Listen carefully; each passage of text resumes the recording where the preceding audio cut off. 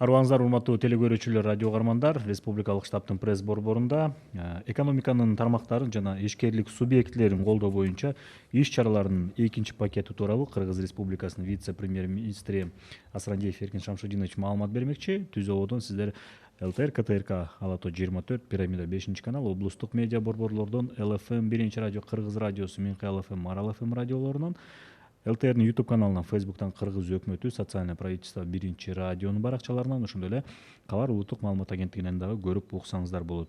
Добрый день, уважаемые телезрители и радиослушатели. Мы начинаем брифинг вице-премьер-министра Кыргызской республики Асрандиева Эркина Шамшудиновича относительно по второму пакету антикризисных мер по поддержке секторов экономики и субъектов предпринимательства.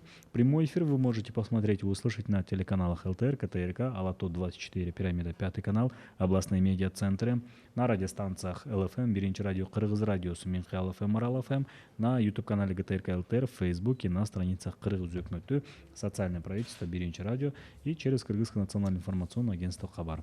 Эркин Шамшудинович, сөз сизде. Саламатсыздарбы, урматтуу мекендештер. Мен сиздердин назарыңыздарга өкмөттүн экинчи антикризистик план жөнүндө айтып бермекчимин. Эң негизги багыттарын. Кечээ өкмөт жыйынында бул план бекитилди. Бул пландын ишке ашыруу жумуштары башталды.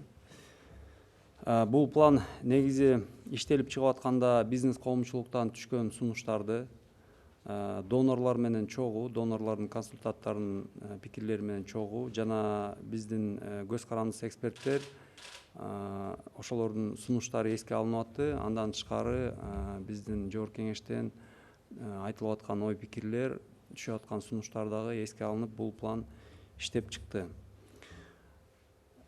Эң негизги багыттар бул экинчи антикризистик пландын багыттары. Биринчиден, эң негизги басымды биз жеңилдетилген каржылоого жасап атабыз. Ишкерликке өтө жеңилдетилген насыя берүү багытында. Биринчиден, биз антикризистик фондду түзөбүз деген пландар бар.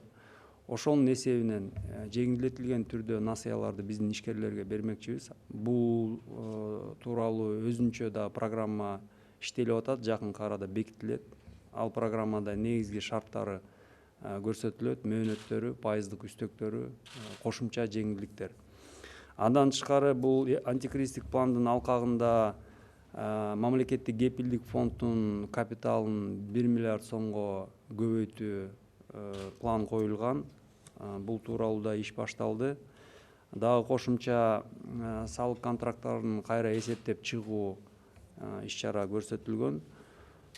Кийинки иш-чарасы бул капиталдарды жана мүлктөрдү легалдаштыруу.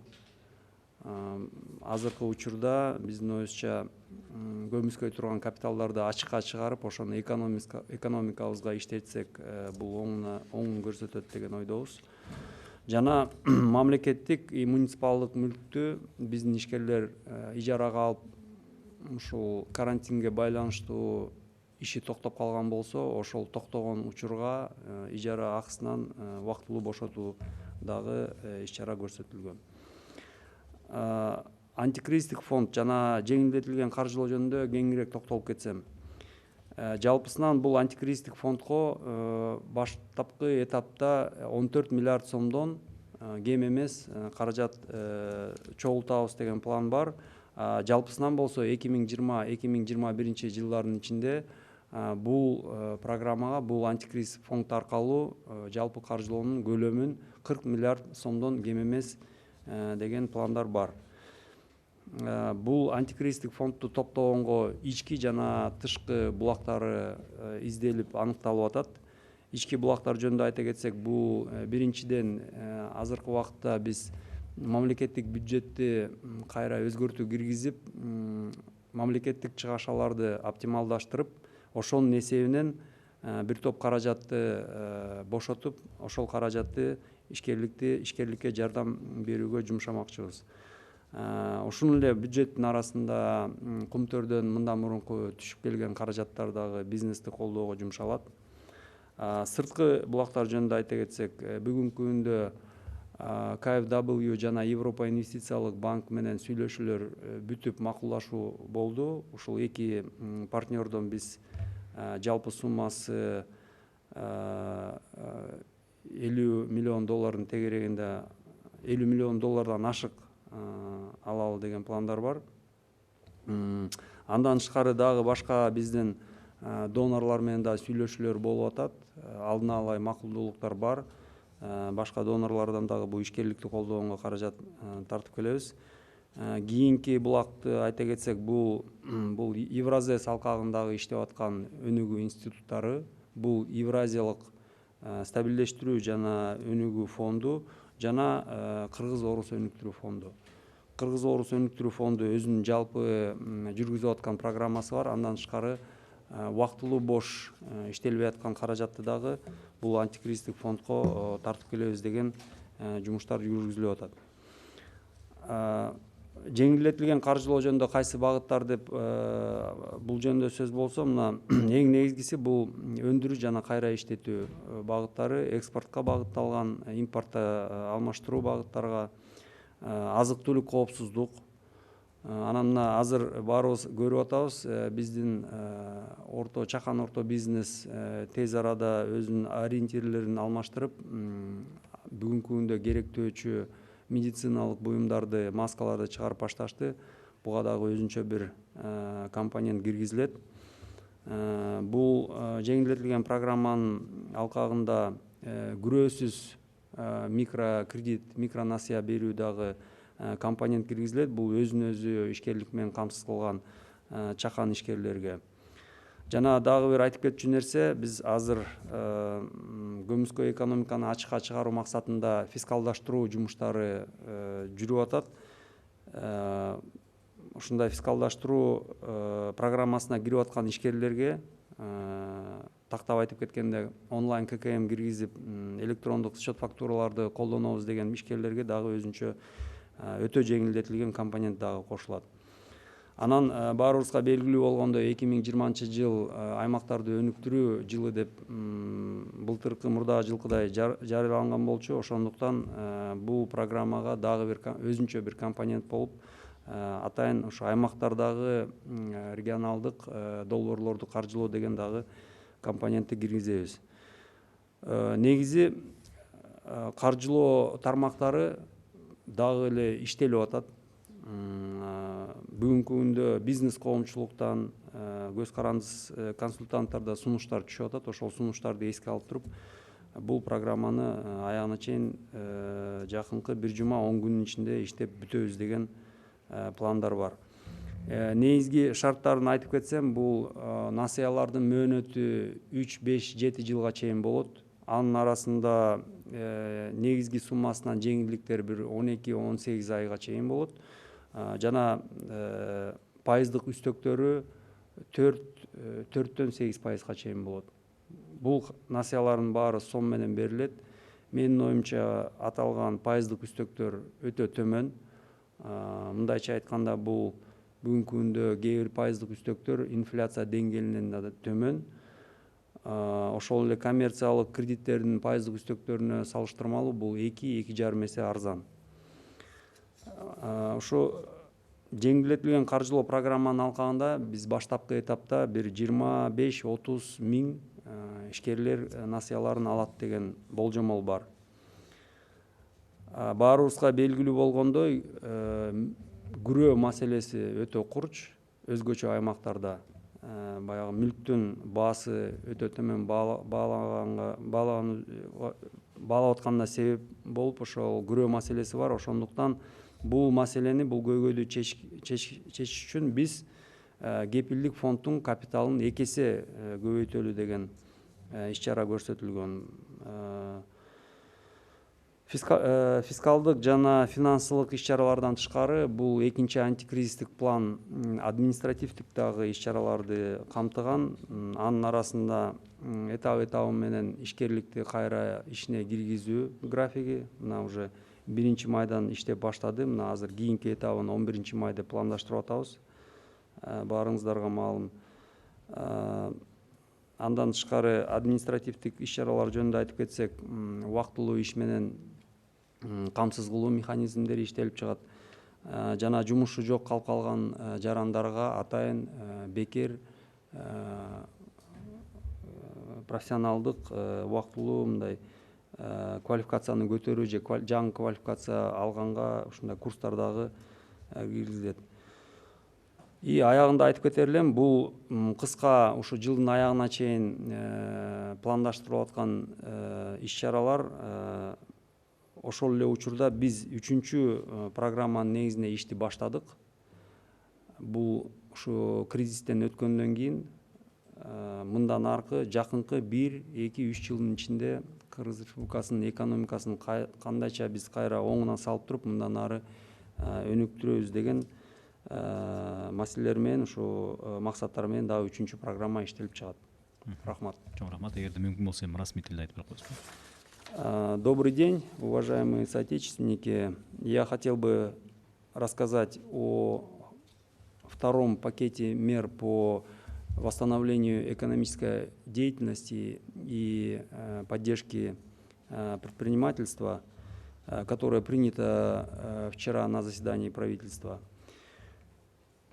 Данный второй антикризисный план разработан с учетом мнений бизнес-сообщества, независимых экспертов, с учетом рекомендаций доноров, а также предложений депутатов Жогорку Кеңеша. Основные направления этого второго пакета мер заключаются в создании антикризисного фонда, за счет средств которого будет внедряться программа льготного кредитования субъектов предпринимательства. В целом, в рамках этого второго антикризисного фонда основной акцент делается на предоставлении льготного финансирования для субъектов бизнеса. Также план предусматривает увеличение капитала гарантийного фонда, пересмотр обязательств по налоговым контрактам для тех субъектов бизнеса, которые временно приостановили свою деятельность в связи с карантином. Еще одна мера этого антикризисного плана – это проведение легализации капиталов и имущества. Я думаю, сейчас это актуально с тем, чтобы тот капитал, который на сегодняшний день находится в тени, был активизирован и вовлечен в экономический оборот. В новой версии легализации нами предлагаются новые принципы. Это принцип конфиденциальности информации, принцип гарантии неприкосновенности легализуемого капитала, а также принцип освобождения от налогообложения той части капитала, которая реинвестируется в экономику. Если более подробно о антикризисном фонде и о льготном финансировании, то я хотел бы сказать, что на первоначальном этапе планируется аккумулирование средств не менее 14 миллиардов в рамках антикризисного фонда, а в целом в течение 2020-2021 года не менее 40 миллиардов сомов. Для аккумулирования этих средств задействуются как внутренние, так и внешние источники. Внутренние источники – это в первую очередь ресурсы, которые мы высвобождаем за счет оптимизации государственных расходов, а также реструктуризации внешнего долга. Здесь же будут задействованы средства Кумтора. Если говорить о внешних источниках, то на сегодняшний день уже достигнута договоренность по встречным фондам немецкого банка развития KfW и договоренность с Европейским инвестиционным банком. Продолжаются переговоры с другими донорскими партнерскими организациями. Также мы планируем привлечь средства Евразийского фонда стабилизации и развития и, конечно же, средства Российско-Кыргызского фонда развития. Российско-Кыргызский фонд развития в целом проводит собственную программу финансирования, но кроме этого мы хотели бы привлечь временно свободные и неиспользуемые ресурсы РКФР. Какие основные направления финансирования? На сегодняшний день мы наметили в качестве приоритетных направлений это производство и переработку, которые экспортоориентированы и направлены на импортозамещение. Также проекты, связанные с продовольственной безопасностью. Мы сейчас видим, что малый и средний бизнес быстро сориентировался и оперативно наладил выпуск актуальной продукции, а именно масок, средств индивидуальной защиты, медицинских изделий, антисептиков. Поэтому в программе будет предусмотрен и этот компонент. Также еще один компонент – это предоставление беззалогового микрокредитования для самозанятого населения. Важный компонент в этой программе – это стимулирование перехода на цифровизацию. Одна из наших основных целей – это вывод экономики из тени. И для субъектов предпринимательства, которые будут внедрять цифровизацию, а именно применять ККМ онлайн и электронный счет фактуры, для них будут предоставлены еще более привлекательные условия кредитования.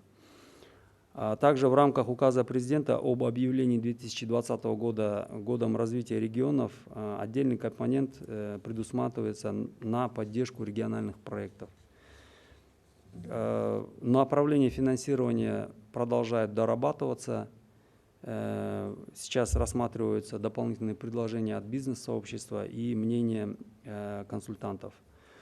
Если говорить об основных условиях финансирования, то мы предполагаем, что сроки кредитования будут от 3 до 7 лет. При этом каникулы по основной сумме кредита будут до 12 и до 18 месяцев. Процентные ставки будут от 4 до 8% годовых в национальной валюте. Я думаю, что это очень привлекательные условия, учитывая, что данные ставки они в 2–2,5 раза дешевле, чем по коммерческим кредитам. На первоначальном этапе реализации этой программы прогнозируется охват льготными кредитами порядка 25–30 тысяч субъектов предпринимательства. Еще один момент, на котором я хотел бы остановиться, это относительно проблемы залогового обеспечения. Этот вопрос очень актуален, и для решения этой задачи мы по инициативе Национального банка планируется увеличение капитала гарантийного фонда в 2 раза. Я думаю, что это создаст дополнительные возможности для помощи предпринимателям по залоговому обеспечению. Кроме финансовых и фискальных мер, второй антикризисный план предусматривает также меры административной поддержки. Это обеспечение временной занятостью безработных граждан, это поэтапный график возобновления экономической деятельности. Вы уже видели, что он с начала мая постепенно начал работать. И также разработка механизма по организации бесплатного обучения, переквалификации и повышения квалификации для наших безработных граждан. Ну и в заключение я хотел бы сказать, что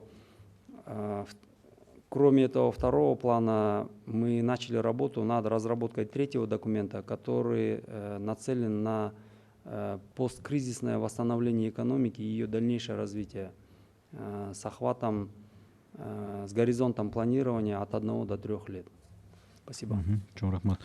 Урматтуу Эркин Чаңшынович, эгерде мүмкүн болсо, ошо жанагы баарын кызыктырган бул жанагы тыштан келген жардамдар болуп атат да. Ошолордун азыр бөлүштүрүү жана аларды иштетүү кандай процесс болуп атат ошолор боюнча? Бүгүнкү күндө сырттан келген жардам эң негизги багыттары бул бюджеттердин чыгашарларына жумшалып атат. Аталган жанагы массалык маалымат каражатта аталып аткан сумманын баары келе элек, анын азыраак суммасы эле келди. Бул тууралуу биз тапшырма бердик. Өткөн жумада ушу журналист тараптарынан, коомчулуктан суроо коюлган, түшкөн акча кайсы статья, кайсы чыгашаларга кетти деп. Бул тууралуу Каржы министрлигине тапшырма берилген. Мына биз кечээ эле маалыматты алдык. Ар бир түшкөн каражат кайсы беренелерге, кайсы чыгашаларга кетти деп. Азыр маалымат даярдалып атат. Мына бүгүн же эртең биз ачык айкын баарын толугу менен жоопту беребиз. Чоң рахмат. Урматтуу телекөрүүчүлөр, радио угармандар, сиздер ошо экономиканын тармактарын жана ишкердик субъекттердин колдоо боюнча иш чаралардын экинчи пакети тууралуу маалымат алдык. Бүгүн биздин республикалык пресс борбордо Кыргыз Республикасынын вице-премьер-министри Асрандиев Эркин Шамшодинович бизге кенен маалымат берди. Бүгүнкү биздин брифингде сиздер Түз ободон ЛТР, КТРК Алото 24, Пирамида 5 канал, облустук медиа борборлордон ЛФМ 1 радио, Кыргыз радиосу, Менкый ЛФМ, Марал ФМ радиолорунан, ЛТРдин YouTube каналынан, Facebooктан Кыргыз өкмөтү социальное правительство 1 радионун баракчаларынан, ошондой эле Кабар улуттук маалымат агенттигинен көрүп уктуңуздар. Көңүл бурганыңыздарга чоң рахмат.